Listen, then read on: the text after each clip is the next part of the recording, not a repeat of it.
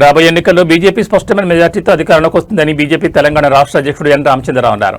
ఓటర్ల జాబితా సవరణ ప్రక్రియపై కాంగ్రెస్, బీఆర్ఎస్ పార్టీలు ప్రజలను తప్పుదో పట్టిస్తున్నాయని ఆరోపించారు. ఈ ప్రక్రియలో చనిపోయిన వారి, ఇతర ప్రాంతాలకు మారిన వారి పేర్లు మాత్రమే తొలగిస్తారని, నిజమైన ఓటర్లకు ఎలాంటి ఇబ్బంది ఉండదన్నారు. మహేశ్వరం నియోజకవర్గంలోని దొంగ ఓట్లపై ఎన్నికల సంఘానికి ఫిర్యాదు చేసినట్టు తెలిపారు. బీజేపీని అడ్డుకునేందుకే కాంగ్రెస్, బీఆర్ఎస్ పార్టీలు కలిసి పనిచేస్తున్నాయని ఆరోపించారు. మల్కాజ్గిరిలో నిర్వహించిన కార్యక్రమంలో మల్కాజ్గిరి ఎంపీ ఈటెల రాజేందర్తో పాటు పార్టీ రాష్ట్ర నాయకులు, మాజీ కార్పొరేటర్లు, కార్యకర్తలు పెద్ద సంఖ్యలో పాల్గొన్నారు.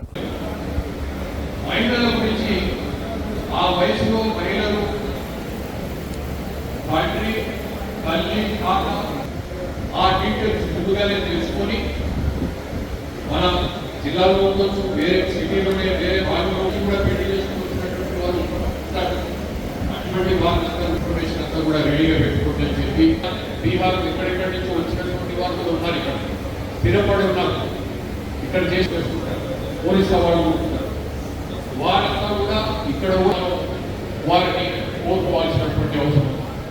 ఈరోజు గతంలో ఓ గాడి స్కేలింగ్ అనే హాత్ ఈ మధ్య జూబ్లీ సెలక్షన్ మనల్ని దెబ్బతీయాలని చెప్పి ఆలోచన చేసేటువంటి పార్టీలు ఈ నజకారుల పాలన కనుక ఎవరిని రానివ్వకుండా రకాల పాలన రాకుండా ఎస్ఐఆర్ కార్యక్రమాలు జరిగేటువంటివి చాలా భక్త జరిగేటువంటి వరకు దయచేసి ఇక్కడే ఉండండి. అయితే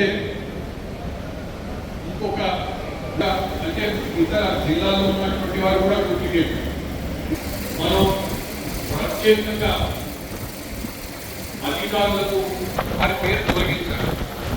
అంతేకాకుండా వారి పేరు ఎక్కడ ఉండాలని దాని ప్రకారంగా వారికి ఎవరికి వారికి ఇన్స్ట్రక్షన్స్ ఇస్తున్నారు. కొన్ని ఎన్నికల సంఘం చెప్పింది కాదని చేస్తే రాష్ట్ర పార్టీ వార్త ఉంటుంది. మీకు అండదండలు ఎప్పటికీ బిఎల్ఓని కాంగ్రెస్ పార్టీ వారు మధ్యాహ్నం భోజనానికి తెలిసి వాళ్ళని కూర్చోబెట్టుకుని మేనేజ్ చేసుకునే ప్రయత్నం చేస్తున్నాం. దానిపైన మేము జరిగింది. రంగారెడ్డి జిల్లాలో నేను ఆల్ పార్టీ మీటింగ్ వచ్చిన తర్వాత మీరు ఏదైనా పొరపాటు చేస్తే మీ ఉద్యోగాలు ఉండవు, ఈ వారి వెంట పడతాం, సరిగ్గా చేసేటట్టుగా మేము విధంగా పెద్ద స్థాయిలో ఈరోజు వారు చెప్పినటువంటి మాటలు వాగ్దానాలు నిలబెట్టుకోకుండా పోయి ఇవన్నీ కూడా ఉన్నటువంటి నేపథ్యంలో బాబాసాహెబ్ అంబేద్కర్ గుడిసెల్లో ఉన్నవాడికైనా, 1,00,000 కోట్ల ఆస్తులు కలిగినవాడికైనా ఒకటే ఓటు కల్పించి ఈ దేశ భవిష్యత్తును మార్చగలిగేటువంటి శక్తి ఓటుకు మాత్రమే ఉందని చెప్పి ఓటు హక్కు కల్పించిన మానేది. భారత రాజ్యాంగం అందరి ఓటు హక్కును కల్పించే బాధ్యత, దాన్ని సద్వినియోగం చేసేటువంటి హక్కులు కూడా కల్పించింది. కానీ ఈ 76-77 సంవత్సరాల చరిత్రలో అనేక రకాల అవకతవకలు, మా ఓటు లేదు, మా ఓటు తీసేయబడ్డది, మా ఓటు ఇక్కడ లేదు, మా ఓటు అక్కడ ఉన్నది, ఒక్కొక్క మనిషికే 3 ఓట్లు అనేటువంటి ఆరోపణలు అయితే ఉన్నాయో, ఇవాళ మోడీ గారి నాయకత్వంలో ఒక సాహసోపేతమైన నిర్ణయం తీసుకున్నారు. సీరియస్ ఇంటెన్సివ్ రివ్యూ చేయాల్సిన అక్కర ఉన్నది. ఒక మనిషికి ఒక ఓటు తప్పకుండా కల్పించే బాధ్యత ఎన్నికల కమిషన్ మీద ఉంది, రాజ్యాంగం మీద ఉంది, ప్రభుత్వం మీద అయితే భావించి దేశవ్యాప్తంగా ఈ సర్ని అమలు చేస్తూ ఉన్నారు. బెంగాల్లో సర్ అమలైన తర్వాత ఇవాళ 92-93% ఓట్లు పోలైంది. ఇవాళ తమిళనాడులో డిఎంకే ప్రభుత్వం ఉండగా అక్కడ కూడా సర్ అమలైంది. ఈ రాష్ట్రంలో, తెలంగాణ రాష్ట్రంలో అధికారంలో ఉన్న పార్టీ కాంగ్రెస్ పార్టీ, ఇవాళ ఎంఐఎం కాంగ్రెస్ పార్టీ ఇద్దరు కలిసి ఈ సర్ను వ్యతిరేకించడం, ఇక్కడ మా ఓట్లు తీసేస్తున్నటువంటి అనుమానాన్ని అయితే వ్యక్తం చేస్తుందో దీన్ని ప్రజలు గమనిస్తూ ఉన్నారు. ఇంతకంటే నీచమైన ఆరోపణ ఇంకోటి లేదు. ఇవాళ మీకు దమ్ముంటే మీ చేతిలోనే ఉన్నది ప్రభుత్వం, మీ చేతిలోనే రేపు మీరే నియమిస్తారు బిఎల్ఓస్ని. బిఎల్ఓస్ ఉండగా, అధికార యంత్రాంగం అంతా ఉండగా, మీ ప్రభుత్వం ఉండగా భారతీయ జనతా పార్టీ ఓటు చోటు చేసినటువంటి నీచమైన ఆలోచన బంద్ చేసి ఇలా ఎంఐఎం పార్టీ నీవు గతంలో దొంగ ఓటుతో గెలిచేటువంటి కల్చర్ అయితే ఉందో ఆగిపోతే మీ పునాదులు కలిగిపోతాయనే భయంతో ఇవాళ ఒక్కొక్క ఇంటి మీద 20 ఓట్లు 30 ఓట్లు దొంగ ఓట్లు రాయించి ఇవాళ కార్పొరేషన్లో గెలుచుకోవడం, ఎమ్మెల్యే సీటు గెలుచుకోవడం, ఎంపీ సీట్లలో ఎక్కువ మేర తెచ్చుకున్నటువంటి మీ అలవాటుకు ఇది భంగం కలుగుతుందని చెప్పి భయంతో ఇట్లాంటి ఆరోపణ చేస్తున్నారు. నేను యావత్ తెలంగాణ ప్రజానికానికి వినమ్రంగా విజ్ఞప్తి చేస్తున్నా, మనకు రాజ్యాంగం కల్పించిన హక్కు ఓటు హక్కు, మన తలరాత మార్చేది కూడా ఓటు మాత్రమే. కాబట్టి ప్రతి కుటుంబంలో ఉన్న ప్రతి మనిషి ఈ ఓటు హక్కును నమోదు చేసుకోవాల్సిందిగా నేను ప్రజానికానికి విజ్ఞప్తి చేస్తున్నా.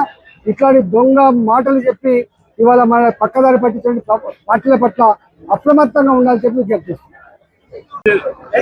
మల్కాజ్గిరి అసెంబ్లీలో ఈరోజు ఎస్ఐఆర్ సంబంధించినటువంటి ఒక సమావేశం జరిగింది.